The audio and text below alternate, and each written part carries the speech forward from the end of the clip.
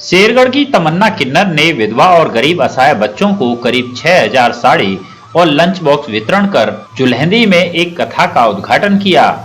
आपको बता दें कि शेरगढ़ वाली तमन्ना किन्नर ने आज 6000 विधवाओं को साड़ियां वितरित की, जिसमें गरीब असहाय बच्चों को भी हजारों की संख्या में लंच बॉक्स वितरित किए गए।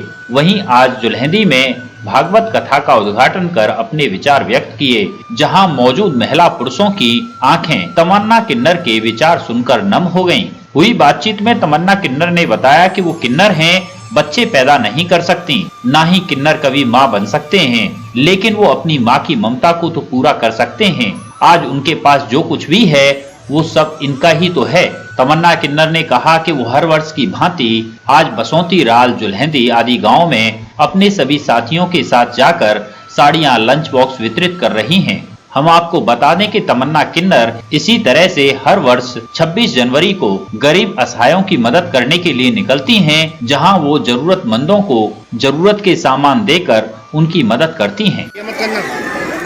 हाँ जी, आपका नाम क्या? हाँ, मेरा नाम तमन्ना किन्नर है। मैं शेरगढ़ से बिलोंग करती हूँ। वट में यहाँ पे आई हुई हूँ, राल में। अच्छा, बताएं जो आज आपके द्वारा यहाँ पे जो आपके द्वारा ऐसा कार्यक्रम किया गया है, ये आपके द्वारा ऐसा क्या कार्यक्रम किया गया है यहाँ पे?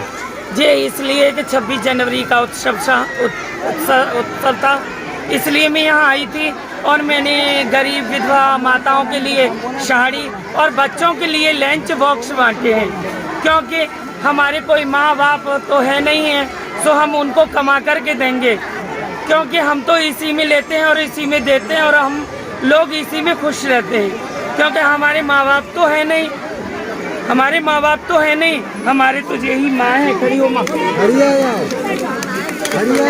यही हमारी माँ है, यही हमारी बहनें हैं और इनसे अपनी ममता बांटती हूँ, क्योंकि माँ का शब्द बहुत बड़ा है। माँ जब 9 महीने अपने गर्भ में रखती है, दुख झेलती है, परेशानियाँ झेलती है और 9 महीने के बाद अपनी औलाद को जन्म देती है। माँ को बड़ी खुशियाँ होती हैं, मगर खुशियों की जगह जब किन्नर निकल आए तो माँ को कितनी बड़ी तकलीफ, शायद मैं बता नहीं सकती। परिवार है एक किन्नर को कोई दुआ देने नहीं आता, और जब किन्नर अपने मजहब में जाता है तो किन्नर दुनिया को दुआ देता है। क्या किन्नरों के अंदर ममता नहीं होती? क्या प्यार नहीं होता? मगर किन्नर रोए तो उसे कोई हंसाने वाला नहीं होता, और जब दुनिया रोती है और किन्नर जिस गली से निकल जाए तो दुनिया खुश होती है। मगर तकदीर में तो हमारी में माँ बनना नहीं लिखा था, मगर माँ नहीं बन सकते तो माँ की ममता तो है।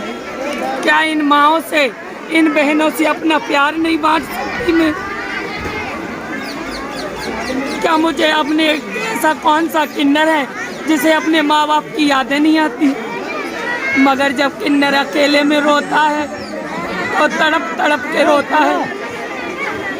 किन्नर के जितने रुआ होते हैं इतनी ही दुआ मांगता है कि दुनिया अपनी दुआ मांगती है, मगर किन्नर सारी दुनिया की दुआ मांगते हैं, सारी दुनिया की दुआ मांगते हैं। मगर किन्नरों को समझने वाला लाखों में 2-4 ही होते हैं और इज्जत और सम्मान भी करते हैं। किन्नर का पता है किन्नर की कहां से उत्पत्ति हुई और कहां किसने वरदान दिया किन्नरों को। जब रामचंद्र जी 14 बरस के लिए वनवास गए थे तो सरजू नदी पे किन्नर लोग खड़े रहे थे, और जब 14 बरस पूरी होने के बाद जब रामचंद्र लक्ष्मण सीता लौट करके आए तो उन्होंने कहा कि आप क्यों नहीं गए? तो उन्होंने जवाब दिया, प्रभु न तो हम किन्नर औरत हैं, न नर हैं, न नारी हैं। तो रामचंद्र जी ने वरदान दिया था कि जाओ, कल युग में तुम्हें दुनिया पूजेगी।